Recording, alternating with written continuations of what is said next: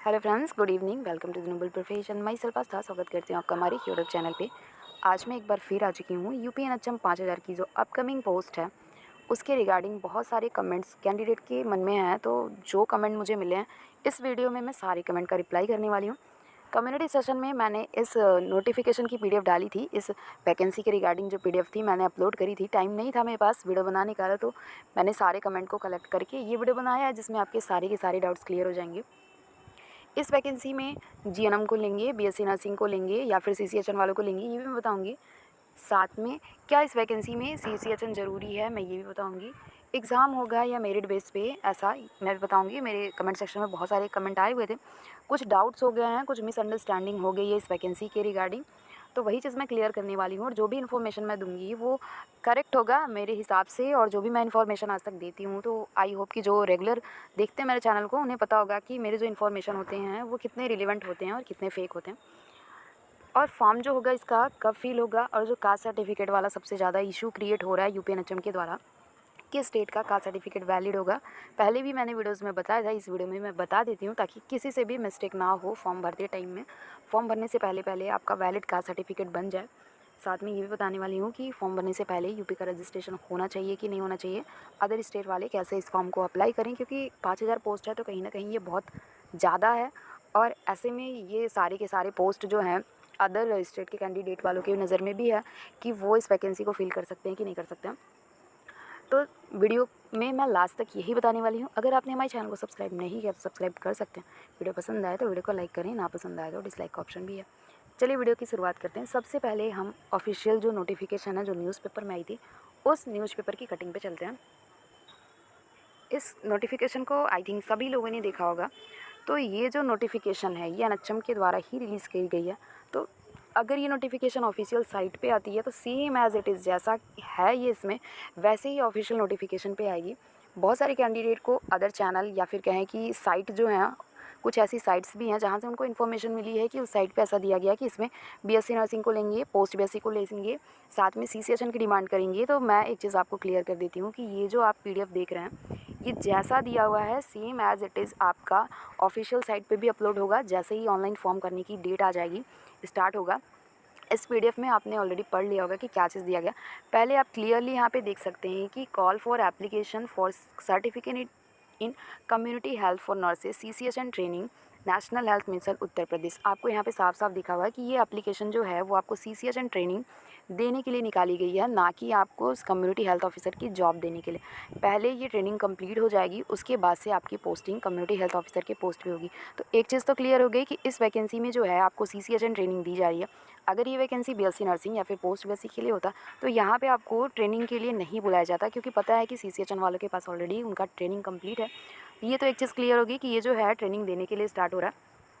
और इसमें आप देख सकते हो कि ये 22-23 का सेशन, अभी आपको पता होगा कि करंट में जो है वेटिंग लिस्ट वालों का अभी ट्रेनिंग चल रहा है। आई थिंक उनका प्रेफरेंस भरवा दिया गया है, एग्ज़ाम वगैरह की कार्यवाही जो है वो पूरी हो रही है। तो आप इसमें जब पढ़ेंगे तो उसके बाद से अब ट्रेनिंग सेंटर भी खाली हो चुके हैं, तो अब नए सेशन के बच्चों को लिया जाएगा ट्रेनिंग सेंटर पे ट्रेनिंग करवाने के लिए।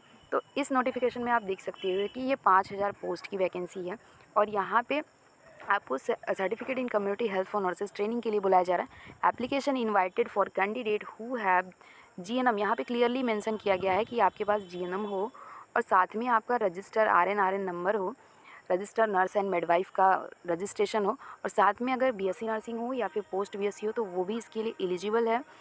एज जो होगा वो 35 ईयर से कम का होना चाहिए। अनरिजर्व कैंडिडेट जो हैं तो उनका मतलब 35 ईयर से कम एज होना चाहिए।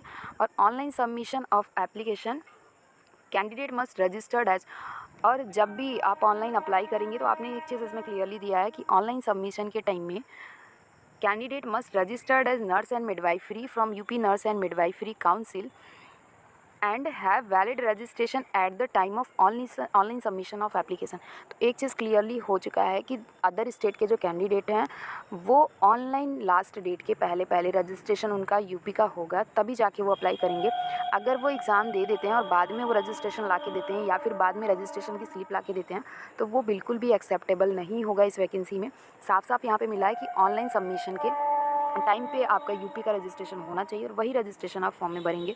तो एक चीज़ क्लियर हो गई कि अदर स्टेट वाले नहीं अप्लाई करेंगे, पहले वो रजिस्ट्रेशन ट्रांसफ़र करेंगे तब जाके अप्लाई करेंगे, otherwise they will finally rejected. Okay, so यहाँ पे आप देख सकते हैं कि कम्युनिटी हेल्थ ऑफिसर की जो पोस्ट है वो 2000 है, ईडब्ल्यूएस कैटेगरी में 500 है, ओबीसी में 1350 है और एससी में 1050 है, एसटी में 100 है। टोटल आपका नंबर ऑफ़ वैकेंसी 5000 है, जिसमें हॉरिजेंटल जो पीडब्ल्यूडी वाले हैं उनको 2000 वैकेंसी है। आप इसमें नोटिफिकेशन पढ़ोगे तो ओनली ऑनलाइन एप्लीकेशन चाहिए उनको।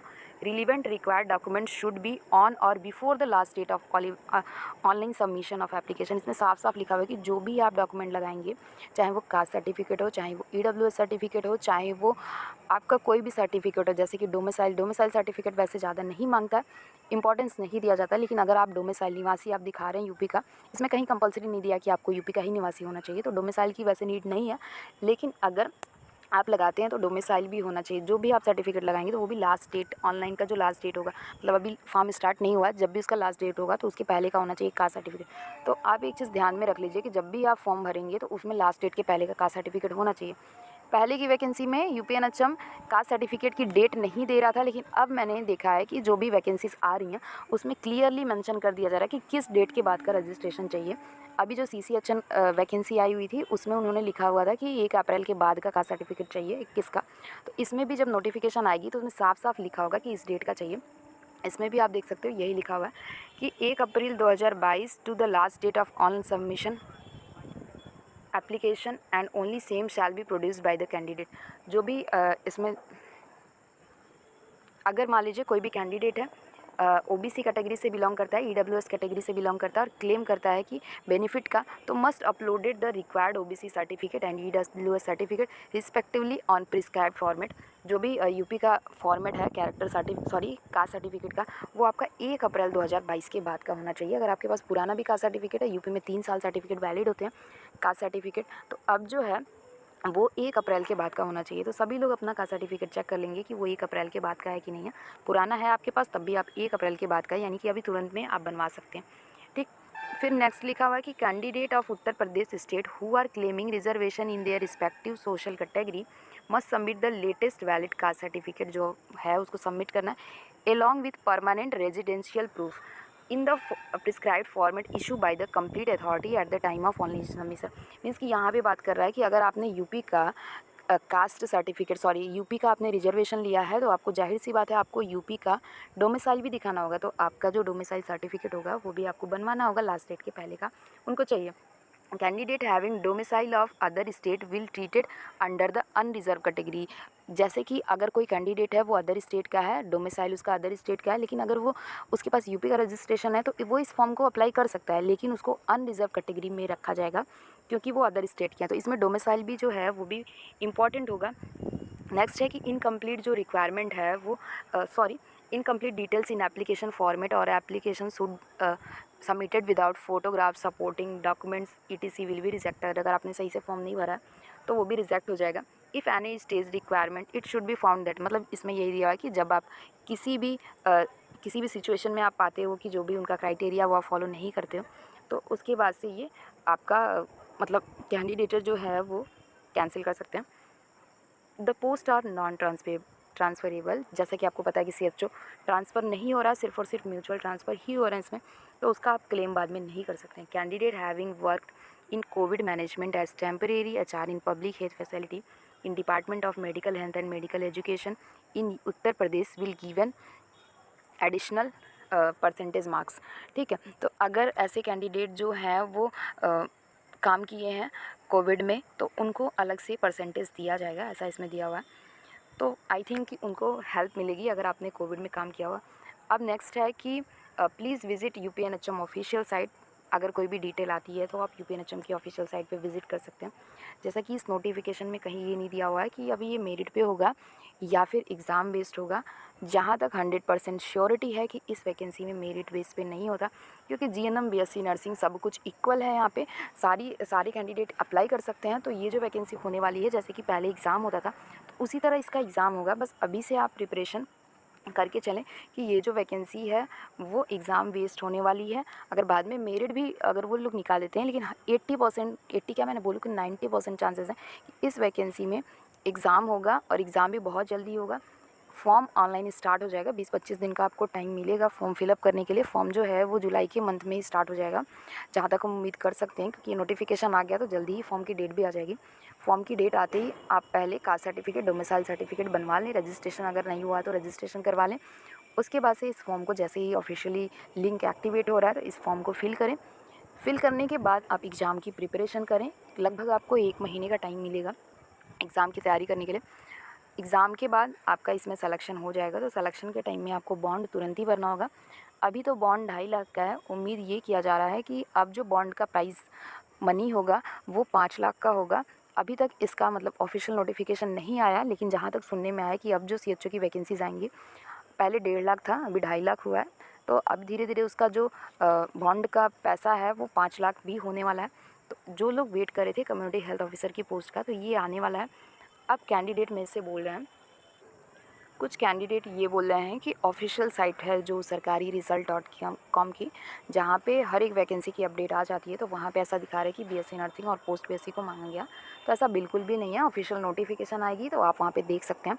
जो कटिंग है न्यूज़पेपर की वो बिल्कुल सही है, और जो ऑफिशियल साइट पे है उस पर कभी कभी हर चीज़ सही नहीं मिलता, तो आप उसको ध्यान में रख के ना चलें, अपनी प्रिपरेशन करें। और मैं जो बता रही हूँ आपको कि इसमें जो है बीएससी नर्सिंग, जीएनएम और पोस्ट बीएससी लेगा ही लेगा। ऑफिशियल नोटिफिकेशन आने दीजिए, उसके बाद आपको सब कुछ क्लियर हो जाएगा। और इस एग्ज़ाम में कैंडिडेट ने बोला कि नहीं, इस पे जो होगा मेरिट बेस होगा, तो ऐसा कुछ भी नहीं है। जैसा कि एग्ज़ाम से हुआ है तो इसमें भी आपका एग्ज़ाम सिलेक्शन पे ही होगा। जब अगर सीसीएचएन लेता इसमें सिर्फ और सिर्फ सीसीएचएन, बीएससी नर्सिंग, पोस्ट बीएससी, तो उस टाइम में आपका मेरिट बेस पे होता है। लेकिन इसमें जो है आपका एग्ज़ाम होगा, मेरिट बेस पे नहीं होगा। और फॉर्म जो है आपका जुलाई मंथ में स्टार्ट हो जाएगा, उससे ज़्यादा आगे नहीं जाएगा। नोटिफिकेशन आ चुका है तो डिले नहीं होगा। कास्ट सर्टिफिकेट का मैंने डेट बता दिया आपको कि आपको 1 अप्रैल 2022 के बाद का कास्ट सर्टिफिकेट बनवाना है। अगर आपका उससे पुराना है तो आप उसको छोड़ सकते हैं, नया आप बनवा सकते हैं। फॉर्म भरने से पहले ही तो कंफर्म हो गया कि अदर स्टेट वाले कैंडिडेट तभी अप्लाई करेंगे जब वो यूपी में रजिस्ट्रेशन करवा लेंगे। फॉर्म के लास्ट डेट से पहले रजिस्ट्रेशन नंबर आ जाएगा, तभी वो भरेंगे।